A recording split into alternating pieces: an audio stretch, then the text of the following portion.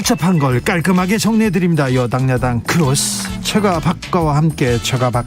그래서 참 저희 지지자들 저희 저 지역에서도 그러고 또 저를 아는 또 많은 우리 시민들이 걱정하는 문자 전화를 많이 해오십니다. 걱정이 많습니까? 아니 지금 온 힘을 합쳐야 정권 교체를 할까 말까인데 지금 이렇게들 내부에서 하면 되느냐 걱정이 많은데 일부는 제 생각은 그렇습니다. 일부는 좀 뭐 걱정을 끼친 측면이 있고 저희가 또 일부는 약간 오해에서 비롯된 것도 있고 어쨌거나 분명한 것은 더 이상 이렇게 말로서 서로 관계를 악화시키는 사태가 지속되면은 결코 우리 당에도 좋지 않다. 그래서 그 부분은 저는 뭐 잦아들 것으로 보고 있습니다. 아마도 서로 무슨 특히 이 듣는 사람이 오해한 것 아닌가 저도 들어봐야 알겠지만은 아마도 지금 걱정이 이제 윤석열 전 검찰총장과 이렇게 너무 갈등을 빚는 거 아니냐. 그러니까 윤 총장과의 관계는 곧 정리됩니다라는 취지로 했는데 지금 이 대표가 그렇게 말할 리가 있습니까? 그렇게 말을 해서 당 대표가 좋을 게 뭐 있으며 그리고 지금 1등 주자를 그렇게 깔아앉혀서 무슨 이득이 되겠습니까? 그건 뭐 여러 문맥상 맞지 않은 이야기고 아무래도 조금 그 윤 총장과의 관계로 지금 국민들이 걱정이 많거든요. 저한테도 문자 많이 하시고 왜 이렇게 당대표가 그렇게 하느냐. 이게 당대표 리스크다. 뭐 이러면서 걱정이 많으셔서 그런 이야기를 하는 과정에서 나온 것 아닌가 저는 그렇게 생각하고 있습니다. 이미 이런 뭐 녹취 파일, 녹취록 이런 이야기가 여러 차례 있었습니다. 이제 이준석 대표가 여기에 대해서 직접 페이스북으로 어제 낮에 해명을 했죠. 제가 그런 정체불명의 내용이 나온다고 하는데 우선 유출되었다는 녹취 파일 자체가 존재하지 않고 당연히 작성하고 유출된 녹취록도 없다.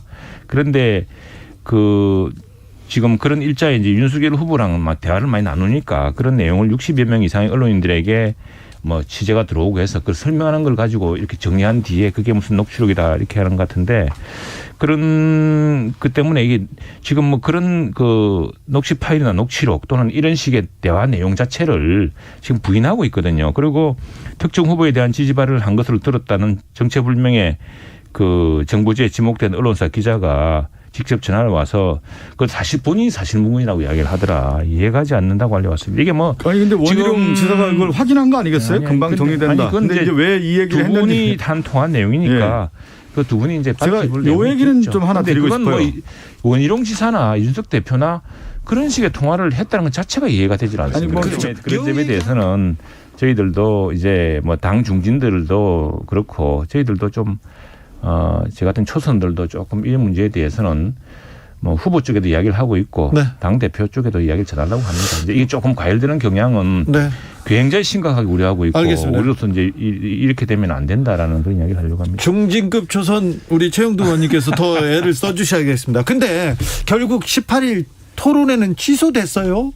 이거 당에 지금 뭐라고 해야 되나 이게 위신이 지금 계속.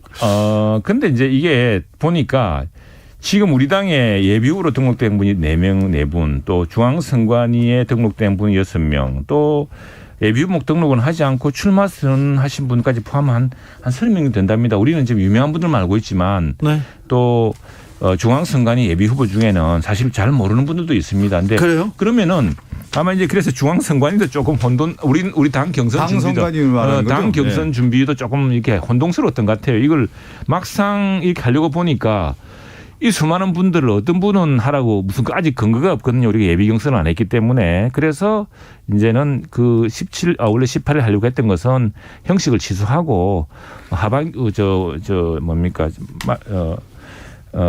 8월 말에 말쯤에 이제 각 후보들이 비전 발표하는 그런 방식이에요. 가장 유명한 지표는 구글 같은 데서 빅데이터 돌리는데 이게 얼마나 많이 회자되느냐 이런 게 중요한 지표라는 거죠. 그래서 그게 트럼프 대선 때 트럼프 그랬죠. 그렇기도 하고 그리고 이제 지금 윤석열 전 총장이나 또 최 감사원장에 대한 국민적 기대가 크니까 걱정도 큰 것 같아요. 그리고 이분들이 지금 또 말씀을 또 갑자기 많이 하시기 시작하니까 걱정하시는 분들은 걱정하시는 대로 또 이렇게 비판하고 싶으신 분은 비판하고 싶은 대로 새로운 버전을 만들어내는 거죠. 그 이제 전문 용어란 버전인데 그런데 저는 뭐 두 분들한테 그렇게 이야기하고 싶습니다. 우리 두 예비 후보들한테도 대통령 후보가 말을 잘하는 사람일 필요가 없다. 예, 근데 저도 오바마 미국 대선 이야기 하셨으니까 2008년 오바마 대통령 때 내가 취재를 다 해봤거든요. 모든 그 연설장을 다 따라다녀 봤습니다. 그런데 오바마 굉장히 말을 잘하는 것 같지만 딱 준비된 발언만 반복해서 합니다.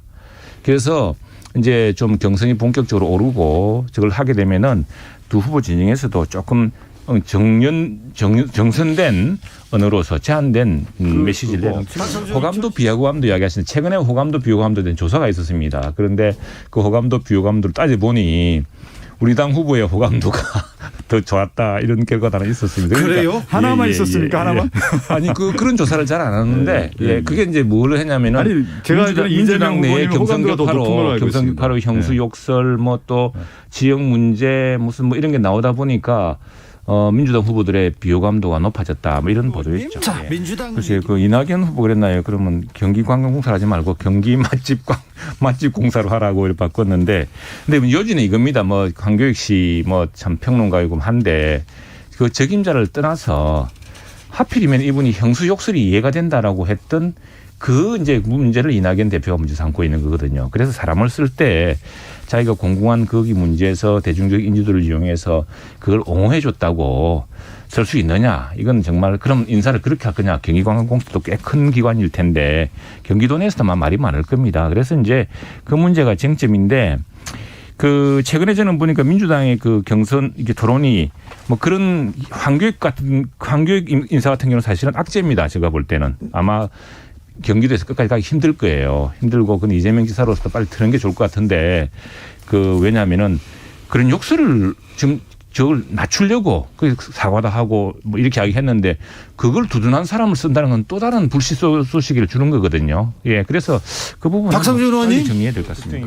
근데 오히려 난 민주당에서 좀 긍정적인 대목은 기본소득을 둘러싼 논쟁 이거는 이재명 지사 쪽으로서도 좋다 해보자 그러는데. 이거는 사실 한번 분명히 걸러지야 할 대목이니까 굉장히 긍정적인 논쟁이라고 생각합니다. 한마디만 할게요. 네. 언론중재법 이거 중단해야 됩니다. 이거 큰일 납니다. 최가박등 다음 시간에 이어가겠습니다.